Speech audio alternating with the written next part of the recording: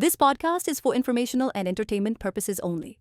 It is not a substitute for medical, financial, legal, or professional advice. Views expressed are personal and may not reflect any organization. Welcome to MindSattva, practical wisdom for modern life. I'm Dr. Mitika Kanabar. I'm an everyday seeker, a curious thinker, and a lifelong learner. Have you ever had those conversations where you thought, this needs to be explored a little bit more? Maybe it's about spirituality. Maybe it's about finding that one thing that helps you bring balance in your life.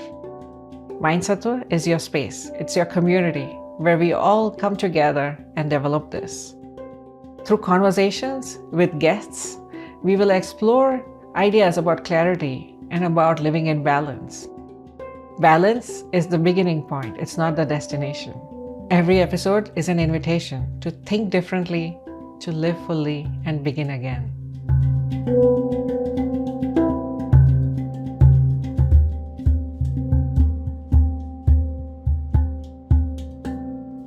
Namaste. Welcome to MindSattva, practical wisdom for modern life. I'm continuing the conversation of grief and death and dying and some of the things that emerge around it. So my background in death and dying comes from, coursework that I have done in graduate school in my Master's of Public Health. I did a course on death and dying, and I learned how death and dying is handled across different cultures, and how do we make those preferences around death and dying available to all, whether it is from like a funeral director's perspective or embalming perspective and so on. So other part of my knowledge around death and dying is having gotten a grant for studying Tibetan Americans' preferences around death and dying in the United States. So it was with my mentor, Dr. Sevang Nodub, that we got this sort of a qualitative study done. And the idea was, what are the preferences that people who are in the ICU or who may be in hospice or wherever, right? What are their preferences around their immediate vicinity and their long-term sort of aspects around death and dying? So it was like a qualitative study. So that means we have like robust questions that are open-ended. We look at emerging themes and then think of how around palliative care or around end of life we can better support people who are going through this. So I don't know if many of you know, mostly around death and dying in the US, we have chaplains that are available to come meet the patient. You may not have a chaplain that knows too much about your particular faith or culture or sect. So that's where there's a little bit of a mismatch. Now, nowadays, I know that there are a few Hindu chaplains, for example, or Buddhist chaplains, or chaplains in general. There are more ideas getting added to it, like these are the people that I serve. But again, those folks are going to have jobs or funding only in areas where you have a concentration of people following that particular faith. It's just the nature of how things are. So, in general, what are the things we can do around death and dying? That was very important and a very touching experience to even read everybody's um, thoughts around how they are doing or what they would like differently. So, when it comes to death and dying, it's kind of like the time where your entire life flashes in front of your eyes if you have time, right? If it's a sudden death, there's no time. But if you have time, or if you're in the ICU, or if you're struggling and you're still conscious, then you might want maybe a picture of your beloved folks, or maybe a picture of your deity or your God to be next to you. Maybe somebody of your faith to come give you the last rites in the hospital. Maybe to put on gentle music that kind of diminishes the sound of the beeps of the ICU. What are some of these things and how do they tie in? So we ended the last episode with a couple of concepts, where one was na bhuto na bhavishyati, and the other concept of impermanence. I think they can be considered similar or opposite in some ways. And that's just in my philosophical mind. Let's for this purpose of this discussion consider them to be similar. So there's this idea in Buddhism, at least in Tibetan Buddhism, that they make this mandala. All the monks get together, make this very beautiful pattern of a mandala, and it's similar to a rangoli, but they do it very slowly over a period of days or months, whatever that is. And the moment they're done filling the colors in this beautiful, intricate pattern, one of the monks will just take his hand and rub it. Their entire effort of days, weeks, months, whatever that was, of slowly filling in the color, gone in a second. That is how they train their minds to be okay with the concept of impermanence. So it has a word anitya in Sanskrit and anicca in Buddhism. I'm not sure how do you pronounce it, but these are parallel concepts of impermanence. So although Buddhist philosophy talks a lot more about impermanence, we also have certain aspects within Hindu philosophy and Sanskrit literature as well about impermanence. So the main reference for Tibetan Buddhist practices, just for those who would be curious to know, is the Tibetan Book of the Dead, or also called as Bardo Thodol. And I'm not sure if I'm pronouncing that correctly. Pardon me and let me know how exactly we pronounce. So Bardo Thodol talks about the impermanence of life, at the time around death and dying, what happens in that limbo state before rebirth or before, you know, before getting any consequences or reward points, as I like to say, and then being reborn. And so it's a very deep book that people like to abide by and think of themselves as impermanent. And it's in a way to get used to the idea that if I'm born, I'm going to go someday. And this has changed over time. When we look at the times of Mahabharata, people had like, I don't know, everybody lived as long as Dumbledore, like 150, 200 years. I don't know. And then came this period where, whether it is colonialization, whether it is imposed famines and whatever, the lifespan decreased to even 30 to 40 years. And then now with modern technology, lifespan has increased again. So this idea of impermanence is still there. How we think about impermanence has changed. So something to think about, something to take a moment in the couple of weeks following you hearing this. What is impermanence for you in your life? How would you define it? How would you think of impermanence? Is this something you are already familiar with? Then please do teach me how you think about it, because I'm just starting the study of this. So, around death and dying, I guess the most famous story would be that of Kathopanishad. Katha Upanishad is sort of, how would I call it? A summary version of a Veda. Upanishads are generally shorter versions of Veda, which also have their own sayings and own stories. So the idea is that there's this teenager called Nachiketa. There's this whole story about why he's asking all of these questions around death and dying. And then he goes and meets this person who turns out to be none other than, drumroll please, the god of death, Yama. So Yama is trying to tell him, take whatever you want. I'm the god of death. I can give you whatever boons you want. Just take the boons, go away, be the richest man, whatever. So Nachiketa is like, nice try. But no, I want to hear some thoughts around death and dying. And that's when Yama and Nachiketa go into this sort of guru shishya sort of discourse that talks about death and dying. And Yama himself, who's actually the bringer of death, talks about impermanence. And that's the beauty of it. Now, hopefully, we can have some guest on the show who can explain this better. But here is the reference that I have on hand.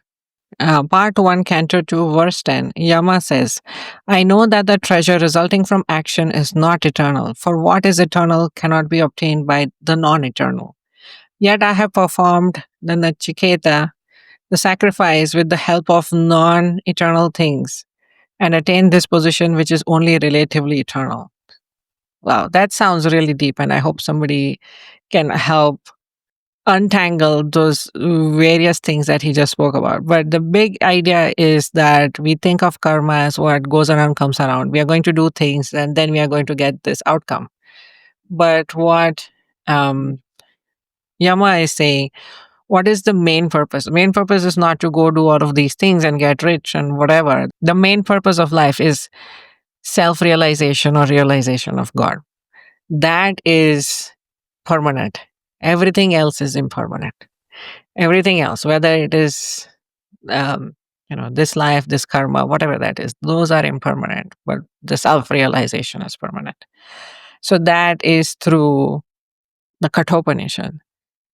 And the other side of this is impermanence, right? So what is there today is not going to be there tomorrow. The other side of this is when we are talking about death and dying and grief, we also think about these verses that have actually become more famous in the last couple of years, I think. Na purva na punaha, or na bhuto na bhavishyati. So never before and never again. So this idea that this person who's dearly departed touched our lives in such a way that there was never a time before a person like him existed, and there's never going to be a time in the future that a person like him or her is going to exist again. Sounds beautiful, sounds deep. It actually goes deeper than that. So there are some aspects in Sanatana. There's think about na bhuto na bhavishyati as it should only be limited to talking about Bhagavan or God in some shape or form. That never before and never again, because they are the immutable. It's kind of like what Yama is talking about. The other part of it is thinking about is impermanence. So in the Mahabharata, there's this character called Abhimanyu. Abhimanyu is the son of Arjuna. Arjuna is like the main warrior. The Gita is where Krishna and Arjuna are having a talk. So that Arjuna, his son, he's called Abhimanyu. Now he's in the battle, and then the other side, the so-called bad guy side, makes up this war formation called the Chakravyuh. And Abhimanyu knows only part of the story. He knows how to navigate half the way through, but he doesn't know how to come out of it. And in this whole thing, what happens is Abhimanyu gets killed with also some um, bad actors where they are misusing the rules in some way or the other. And so Abhimanyu and Chakravyuh, once you mention that, you know that this person is not coming back out of that mess that he is finding himself in. So Abhimanyu is supposed to be this noble soul, na bhuto na bhavishyati. So there is some precedent about using it for so-called mere humans also. So Bhagavan in the Bhagavad Gita also challenges us to think about impermanence and permanence in different ways. I like these few verses from chapter 2, which is Sankhya Yoga. And this is how it goes. Sri Bhagavan Uvacha.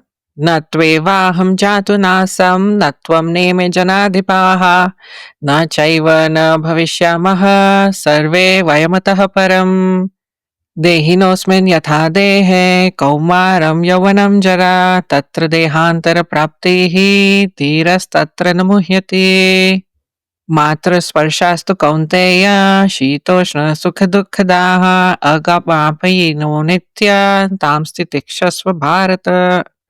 So never was there a time where I did not exist, nor you, nor all these kings, nor in the future shall any of us cease to be. So even if we die, the physical body will disintegrate from ashes to ashes, dust to dust, as we say in, I think, Christianity. So, from ashes to ashes, dust to dust, your body will become dust again. But however, your soul is permanent. Never was there a time when I did not exist, nor you, nor all these kings, nor in the future shall any of these be. So, what about it? So, just as you can pass through childhood to youth to old age, right? And at the time of death, the soul passes into another body or goes wherever. So you can get attached to, oh, I'm very young, oh, I'm very youthful, oh, I'm very strong. And then slowly your body deteriorates. And one by one, the deterioration of the body also removes your attachment to this very short time called a lifetime. And you can get ready for the next phase in life. And it continues to say that we need to step away from the idea that instead of being attached to the inputs from the senses, be attached to the impermanence within yourself. It's that your soul and self realize. So, like The ideas from the sense objects are non-permanent. They come and go like the winter and summer seasons. But the true self-realized person will be able to tolerate happiness, sadness, winter, summer the same way without being disturbed. So that's what I have from the Bhagavad Gita. So think about it, like in daily life, we meet so many people, especially those of us, whether we are in customer service, whether we are in healthcare, whether we are in public speaking or accounting or whatever. There are some interactions that are not going to happen again. Today is the only day that this happens. And that also is like, it's not going to happen before, it's not going to have, there's not going to be a next time. This is it. And why am I saying this around death and dying? So, yes, there are some beautiful souls, like my father. I can say that never before, never again. Even if, say, whichever way of thinking we have, whether there's a um, judgment day, whether it is a rebirth, it's not going to be in the same shape and form that we meet each other again, if we do. Or maybe this is it, right? Then definitely it's never going to happen again. Na bhuto, na bhavishyati. And that's why I brought that up in one aspect. And the other aspect is, how do we take all of this together and treasure the time we have with each other in a nice way? I'm not saying like be all codependent about it or something. No, in a very nice way. How do we say, yes, I met that person once. I was stuck in the middle of a snowstorm. This person came, gave me a ride. I reached my destination and I wish I had their number, but that was it. That was that one day. And somebody came and helped me. And I wish I could go back to them and say thank you again. But unfortunately, life may not give you that chance again. So, how do we bring this to our daily life? How do we bring this to the important interactions in life? And how do we move forward? Just something to think about. Thank you so much for joining me. And as we say in Gujarati, Avjo. We shall meet again. Thank you for joining me today on MindSattva, Practical Wisdom for Modern Life. If today's episode sparked something within you, I hope you share it with a friend who may need it too. We discussed some ideas and concepts. Let's take some time to observe them in nature or in daily life. Until then, let's stay curious, grounded, and remember that balance is not a destination, it's just a beginning. Let's meet again, or Avjo.